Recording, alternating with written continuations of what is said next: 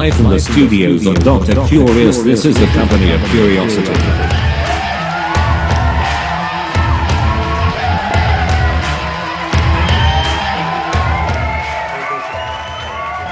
अस्सलाम वालेकुम नाज़रीन, प्रोग्राम बज़्म तजस्सुस के पहले एपिसोड में खुशामदीद।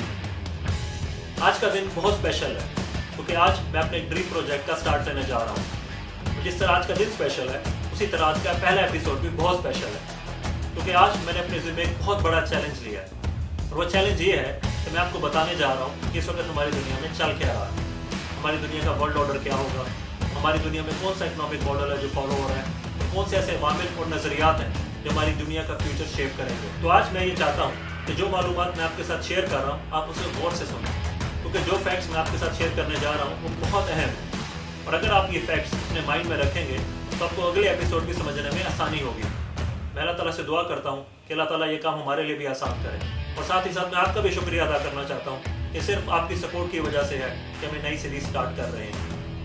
तो आए इस ज़बरदस्त नोट के साथ अपने पहले एपिसोड का आगाज़ करते हैं।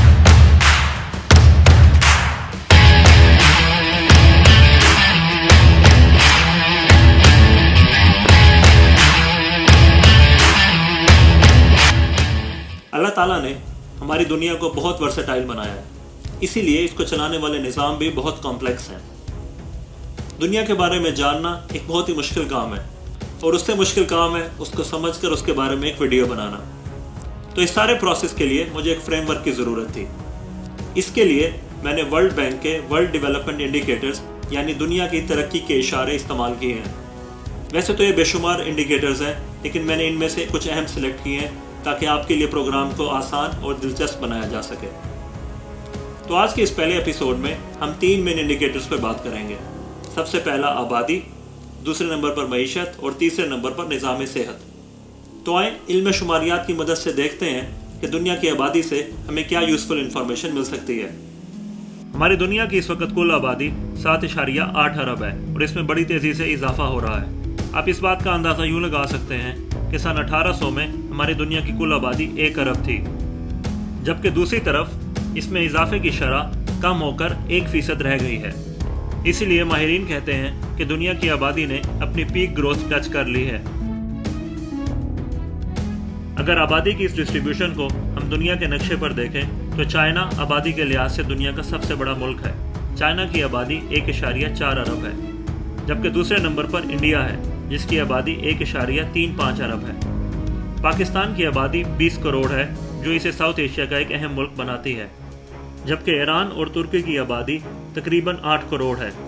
अगर यूरोप में देखा जाए तो जर्मनी, पोलैंड और फ्रांस आबादी के लिहाज से बड़े मुल्क हैं। इसी तरह अगर अफ्रीका के नक्शे पर गौर किया जाए तो हमें पता चलता है कि नाइजीरिया आबादी के लिहाज से अफ्रीका का सबसे बड़ा मुल्क है और नॉर्थ अफ्रीका में अरब वर्ल्ड का सबसे बड़ा मुल्क इजिप्ट है जिसकी आबादी तकरीबन 10 करोड़ है। जनूबी अमेरिका में सबसे बड़ा और अहम मुल्क ब्राज़ील है जिसकी आबादी तकरीबन पाकिस्तान जितनी यानी 20 करोड़ है।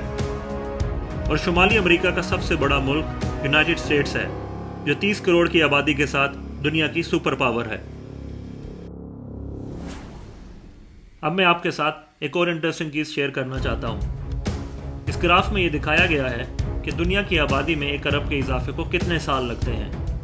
तो आप देखें कि दुनिया की आबादी को पहला अरब क्रॉस करने में तकरीबन 1800 साल लगे हैं, लेकिन 20वीं सदी के दूसरे हाफ में आबादी में बड़ी तेज़ी से इजाफा हुआ है। इसकी मेन वजह इंसानी सेहत के लिए बेहतरीन सहूलियात और दुनिया में अमन व अमान का क़याम है। उसके बाद अगर आप गौर करें तो तकरीबन 12 से 13 साल लगे हैं हर 1 अरब को ऐड होने में। लेकिन 21वीं सदी के आखिर में आबादी की इस रफ्तार में और कमी आ जाएगी। अक़वाम मुत्तहिदा के अंदाजे के मुताबिक इस सदी के आखिर में हमारी दुनिया की आबादी 11 बिलियन तक पहुंचकर रुक जाएगी और इसमें इजाफा नहीं होगा। इसकी बड़ी वजह यह है कि आबादी की ग्रोथ मरने वालों की तादाद से कम हो जाएगी, जिसकी वजह से आबादी डिक्लाइन करना शुरू कर देगी। इसकी एक और अहम वजह औरतों में बच्चा पैदा करने की शरह की कमी है, जो कि कम होकर 2.5% रह गई है। इसका मतलब ये है कि पूरी दुनिया में औसतन हर औरत 2 से 3 बच्चे पैदा करती है, जो कि इंसानी तारीख की सबसे कम सतह है। ये बात जानने के लिए कि कौन सा मुल्क कितना ताकतवर है, हमें सबसे पहले उसकी आबादी पर गौर करना होगा, क्योंकि जिस मुल्क की आबादी ज़्यादा होगी उसके पास अफरादी कुव्वत भी उतनी ही ज़्यादा होगी। जिसका मतलब ये है कि उसकी वर्क फोर्स भी ज़्यादा होगी, उसकी कंज्यूमर मार्केट भी बड़ी होगी और उसकी मिलिट्री भी उतनी ही ताकतवर होगी। आबादी के लिहाज से दुनिया का सबसे बड़ा मुल्क बनने के लिए चाइना और इंडिया में रेस जारी है, जबकि अभी तक चाइना पहले नंबर पर और इंडिया दूसरे नंबर पर है, जबकि तीसरे नंबर पर अमेरिका, चौथे नंबर पर इंडोनेशिया और पाँचवें नंबर पर पाकिस्तान है। मुल्कों की इस फहरिस्त को आप अपने जहन में बिठा लें, क्योंकि आबादी ज़्यादा होने की वजह से ये तमाम ममालिक सियासी, माशी और माशरती हिसाब से बहुत अहम हैं। इन ममालिक के हालात व वाक़यात में जो तब्दीलियाँ आती हैं वो डायरेक्टली या इनडायरेक्टली पूरी दुनिया पर असरअंदाज होती हैं। पहले 3 ममालिक यानी चाइना, इंडिया और अमेरिका के दरमियान मुकाबला ही मुस्तकबिल का वर्ल्ड ऑर्डर डिसाइड करेगा। जिस तरह आबादी किसी मुल्क को ताकतवर बनाती है, उसी तरह अगर कोई हुकूमत अपने लोगों की तरक्की के लिए मौके पैदा नहीं करती तो यही आबादी उसकी कमज़ोरी बन जाती है। इस बात की मज़ीद वजाहत के लिए आएँ चाइना और इंडिया का कंपैरिजन करते हैं। 90 की दिहाई में चाइना ने अपने माशी निज़ाम में कुछ तब्दीलियाँ लाई, जिसकी वजह से उसकी माली हालत बेहतर हुई और कुछ ही अरसे में चाइना तकरीबन 8 करोड़ लोगों को गुर्बत के दायरे से निकालकर मिडिल क्लास में ले आया, जबकि इंडिया में इतने ही लोग अभी भी गुर्बत की लकीर से नीचे रहते हैं, जिसकी बड़ी वजह कमज़ोर माली निज़ाम, नाकिस हुकूमत और करप्शन है। यही वजह है कि इंडिया का नाम लोअर मिडिल इनकम कंट्रीज़ में आता है, जबकि चाइना तरक्की करके अपर मिडिल इनकम कंट्रीज़ में शामिल हो गया है। लेकिन अक़वाम मुत्तहिदा के एक और अंदाज़े के मुताबिक इस सदी के आखिर तक इंडिया की आबादी चाइना से ज़्यादा हो जाएगी, जिसकी वजह से इंडिया को और ज़्यादा ताकत मिलेगी। अगर आप इंटरनेशनल पॉलिटिक्स को फॉलो करते हैं तो आपने ये ट्रेंड देख ही लिया होगा। इसीलिए माहिरीन का कहना है कि 21वीं सदी की सबसे बड़ी रकाबत चाइना और अमेरिका के दरमियान नहीं, बल्कि चाइना और इंडिया के दरमियान होगी। आए अब बात करते हैं इकॉनमी यानी मईशत के बारे में। बाइबल में लिखा है कि पैसे से मोहब्बत तमाम बुराइयों की जड़ है, और इसी तरह कुरान पाक में भी इसे एक फितना करार दिया गया है। लेकिन मसला ये है कि मौजूदा फाइनेंशियल निज़ाम पूरे का पूरा इसके गिर्द खड़ा किया गया है। इसीलिए दुनिया के इकोनॉमिक मॉडल को समझना बहुत ज़रूरी है। जितने भी तारीख में मैन मेड डिज़ास्टर्स हुए हैं, अगर आप उन्हें ट्रेस करें तो आपको उनके रूट कॉज पे इकॉनमी यानी मईशत मिलेगी। इसकी सबसे बड़ी मिसाल जंगें हैं। पहले जंगें इसलिए हुआ करती थी कि एक मुल्क दूसरे मुल्क के रिसोर्सेज पर कब्जा करना चाहता था, और आज के दौर में भी जंगें इसलिए होती हैं क्योंकि वो मुल्क जो ज़्यादा असला बनाते हैं वो अपना असला और दीगर साजो सामान बेचना चाहते हैं। इसकी दूसरी मिसाल वसाइल का बेजा इस्तेमाल है। जिस तरह ज़मीन से रिसोर्सेज निकाल कर चीप एनर्जी पैदा की जाती है ताकि ढेर सारी दौलत बनाई जा सके, और उसके बाद ये नहीं देखा जाता कि हम कार्बन फ्यूल बर्न करके जो ग्रीन हाउस गैसेस पैदा कर रहे हैं उसकी वजह से हमारे एनवायरनमेंट को कितना ज़्यादा नुकसान हो रहा है। तो क्लाइमेट चेंज एक बहुत बड़ा खतरा बनकर आने वाला है। तीसरी एक रीसेंट एग्जांपल है जो कि कोविड-19 ने हमें दिखाई है कि जब मुल्कों को चाहिए था कि वो लॉकडाउन में रहते, इकॉनमी शट डाउन रहती ताकि लोगों की ज़िंदगियों को बचाया जाता, लेकिन ऐसा नहीं किया गया। लोगों की ज़िंदगियों पर इकॉनमी को प्रेफरेंस दी गई ताकि मुल्कों का निज़ाम चलता रहे और पैसा बनता रहे। इस वक्त दुनिया का मेन मसला ये नहीं है कि मुल्क पैसा बनाना चाहते हैं और दौलत बढ़ाना चाहते हैं, बल्कि दुनिया का मेन मसला वो फाइनेंशियल निज़ाम है जिसकी वजह से इनइक्वालिटी यानी अदम मसावत बढ़ रही है। यानी अमीर अमीर से अमीर तर हो रहे हैं और गरीब गरीब से गरीब तर। तो आए इस पेचीदा निज़ाम पर एक नज़र डालते हैं और देखते हैं कि इस वक्त ग्लोबल इकॉनमी किस तरफ जा रही है। दूसरी जंग अजीम के बाद आलमी मईशत ने बड़ी तेज़ी से तरक्की की है।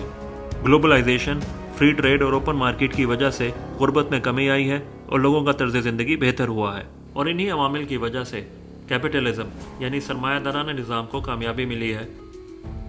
सरमायादाराना निज़ाम वो माशी ढांचा है जिसमें किसी भी मुल्क की पैदावार के ज़राए रियासत की बजाय निजी मलकियत में दिए जाते हैं, और फिर यही निजी इदारे या अफराद तलब और रसद की बुनियाद पर इस पैदावार से होने वाले मुनाफे पर काबू रखते हैं।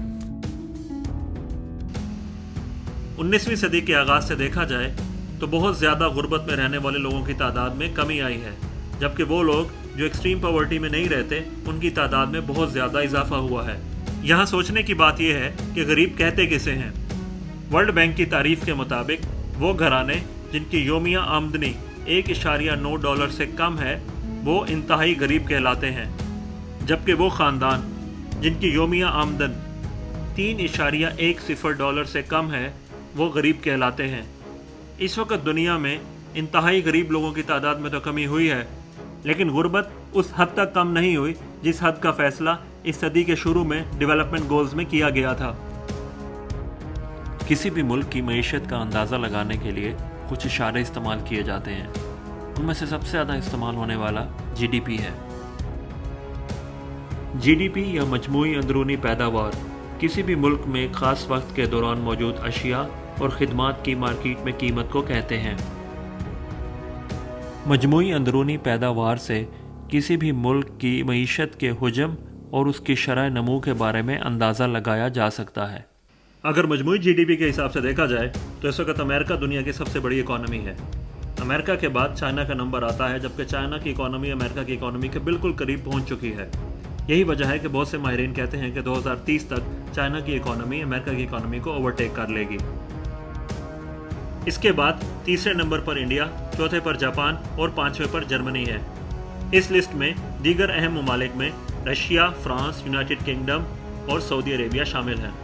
जितनी किसी मुल्क की मईशत मजबूत होती है उतना ही ज़्यादा आलमी सतह पर उसका असर और रसूख होता है। यही वजह है कि इस वक्त अमेरिका दुनिया की सुपर पावर है। आप चाहे कोई भी इंडिकेटर यूज़ कर लें, इस वक्त आलमी मईशत बुरी हालत में ही है। इसकी मेन वजह आमदनी में अदम मसावात, पेचीदा माली निज़ाम और हुकूमतों के बेजा अखराजात हैं।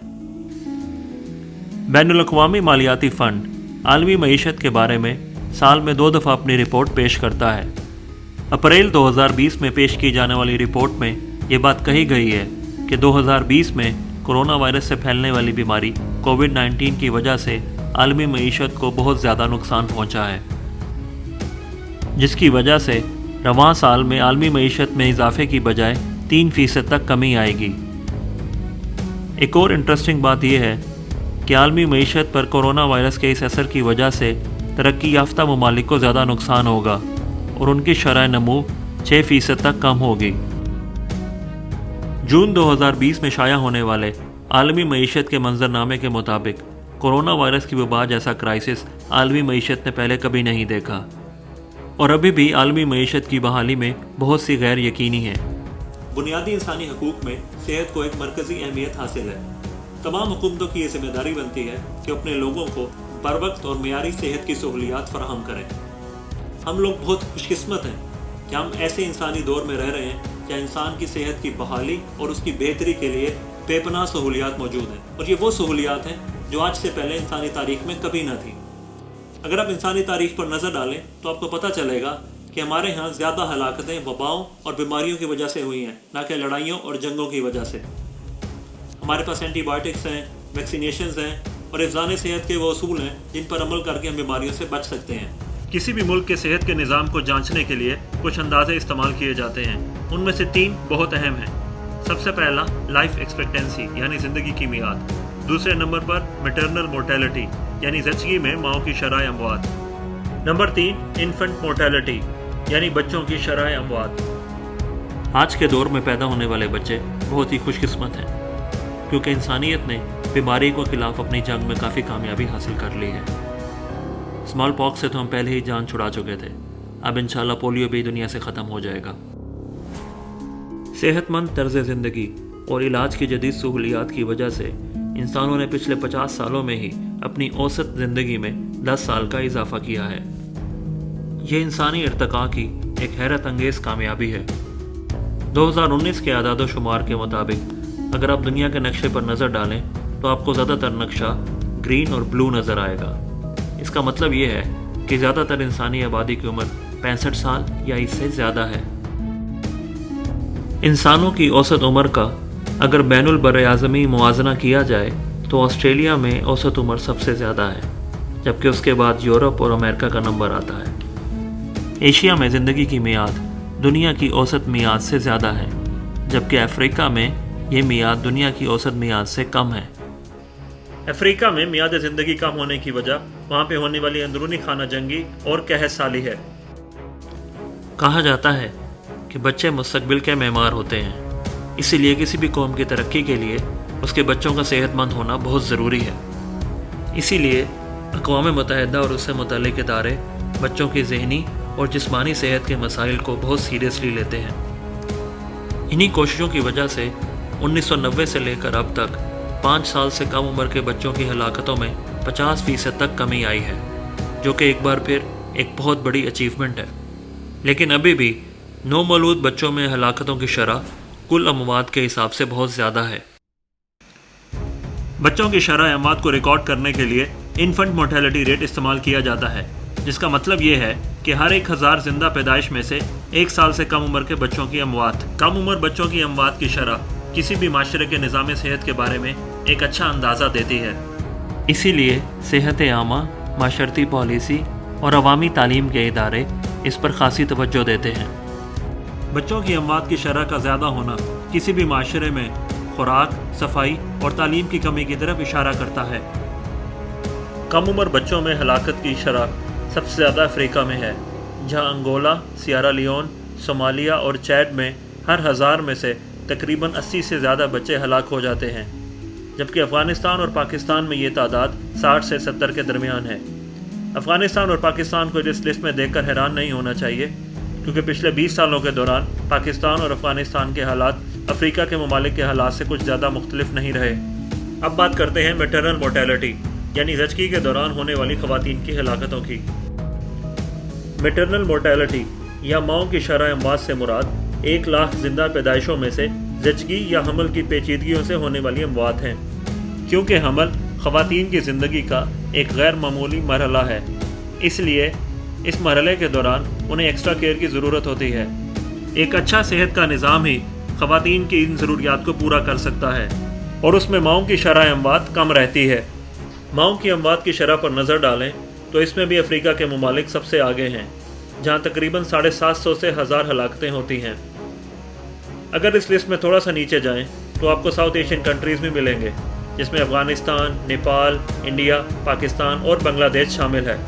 ہونا تو یہ چاہیے تھا کہ پاکستان اور انڈیا ایک دوسرے سے بچوں کی شرح اموات اور ماؤں کی شرح اموات کم کرنے میں مقابلہ کرتے، لیکن افسوس کی بات یہ ہے کہ یہاں پہ مین جنگ ریجن کی سپر پاور بننے اور ایٹمی ہتھیار بنانے میں ہے۔ یہاں پر ایک اور بات قابل غور ہے، وہ یہ کہ بچوں اور ماؤں کی شرح اموات سب سے کم یورپ میں ہے، اور یورپ میں بھی خاص طور پر اسکینڈینیوین کنٹریز میں۔ یورپ کے علاوہ وہ ممالک جن کا ہیلتھ کیئر سسٹم بہت زبردست ہے، اس میں جاپان، سنگاپور اور اسرائیل شامل ہیں۔ اور اس کے ساتھ ہی ہم آج کے ایپیسوڈ کا اختتام کرتے ہیں۔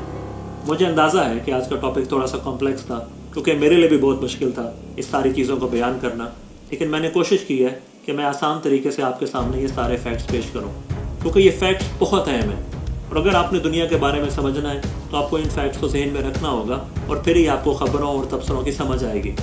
تو امید کرتا ہوں کہ آج کا پروگرام آپ کو دلچسپ لگا ہوگا۔ اپنا فیڈ بیک ضرور دیں۔